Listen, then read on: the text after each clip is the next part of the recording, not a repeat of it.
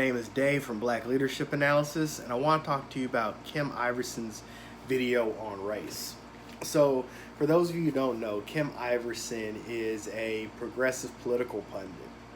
And lately she's been getting in a lot of trouble on Twitter because she keeps posting these things about outrage culture. The first tweet I saw of her was her talking about the Colin Kaepernick situation.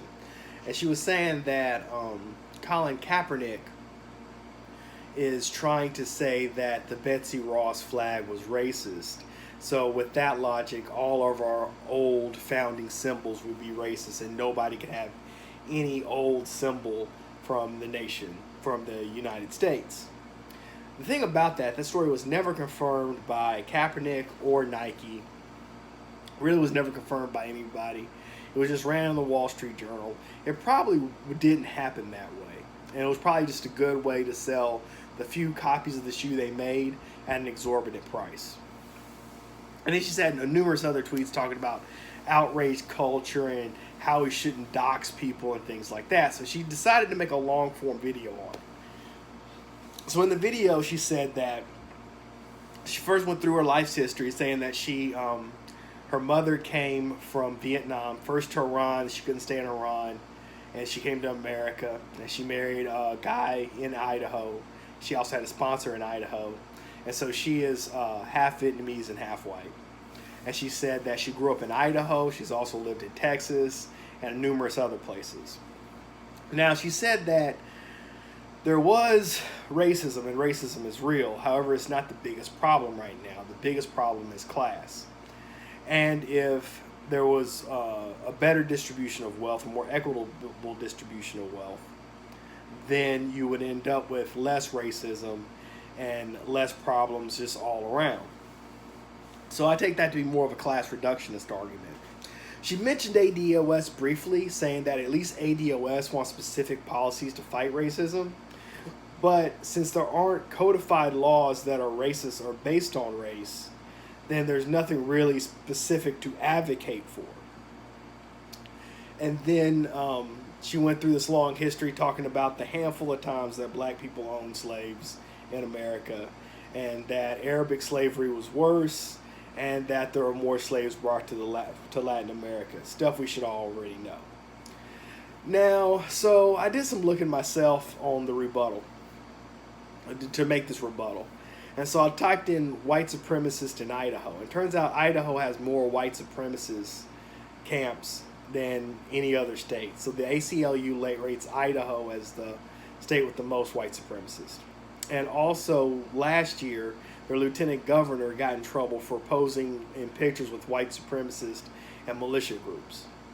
So this idea that racism isn't a serious problem is just simply not true. She also tried to make the case that racism was a southern thing and that white people up north didn't even know segregation was going on, which is just absolutely ridiculous. It shows she has no idea about American history. So, I mean, the fact that she didn't even bring up the white supremacists in Idaho shows she don't even understand her own state. So, I mean, she just simply, this is another great example of somebody who just simply doesn't know enough trying to speak on race and just sounding ridiculous. Now, as far as specific policies to end racism, like I don't necessarily think the problem is having policies to end racism. I think racism is a very complicated issue that's handled a lot on the interior level. So people have to do certain self-development to get through their issues on race. And I think my charge is more to work with other black people to try to work through different issues in the black community. But to say that it all goes back to class, that's a class reductionist argument. And I really don't think that money is going to fix everything. Because guys like Ben Johnson, for example, he couldn't get in his hotel room because people didn't believe a black guy could stay in that hotel, had enough money to stay in that hotel, and he's a billionaire. So having money isn't just going to fix everything. We shouldn't even think that it would. As far as specific policies to fix racism, I think that it has to be a holistic solution. I think that the policies we should advocate for would facilitate wealth redistribution and the decalcification of wealth and spread the resources out more evenly. as far as actually ending racism, she takes the stance of racism chiefly being interpersonal problems where people dislike each other. And that's a common misconception, people who don't really understand race and racism. Racism is simply the systematic way that resources are kept from people of color. So this idea that if we just hang out enough and become friends long enough, things will be better, it simply isn't true. I go back to Ibram Kendi with all this. Racism is chiefly a way to justify the economic disadvantage and a way to perpetuate the economic disadvantage. And she touched on it briefly in her video, saying that the economic need for slaves was a driver of slavery, and then after it was established, white supremacy came later to justify what was already in place. And that's true, and something backed up by Ibram Kendi. But it bothered me on the video that she kept trying to act like she ended it with, America is a great country full of great people who are mostly accepting of one another. And that very well may be true. And we are accepting of each other until wealth and resources need to be distributed. That's when people start holding their own and keeping resources away from each other. So, I mean, I just felt like it was a very under-researched video. I mean, she brought up the handful of times black people owned other blacks. A lot of that was because they snitched. So if a slave snitched on a slave rebellion, they would allow that slave to come in the upper class and own slaves. So like a lot of that, it just wasn't a good video. I mean, she tried to say slavery was only a Southern phenomenon. She didn't even bring up Chicago had a race riot in 1919 when poor immigrants tried to burn down the black section of town. A similar event happened in D.C. that same year in 1919. Tulsa race riot comes to mind. Oregon didn't let black people buy land until like 1960. So like this idea that racism and segregation was only a Southern phenomenon is absolutely ridiculous and shows she has no understanding of history whatsoever. Simply going back and understanding King's movement in Chicago would show how much racism was in the North. And King actually said the most vicious white people he encountered were in his Chicago protest. And they were poor immigrants were the most vicious people towards him. And they were from up north. So another thing she talked about in the video, Kim Iverson that is, was what's the good of doxing people and ruining their lives? So, you know, now she's terribly worried about people who say racist things online or out in public, and now they have to suffer the consequences of what they said.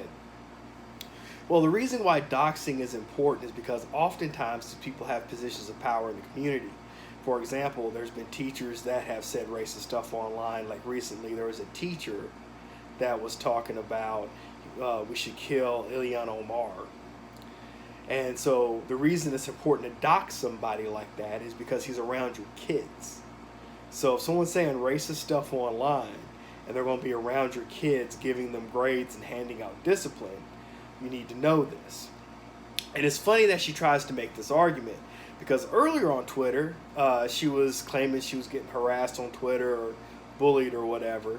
And she has another video talking about how Twitter should make it to where anybody on Twitter should have to verify their name and their account and have a picture of their face up. That way you'd have to recognize who they were. And because they'd be scared of doxing, they wouldn't say vicious things to her online.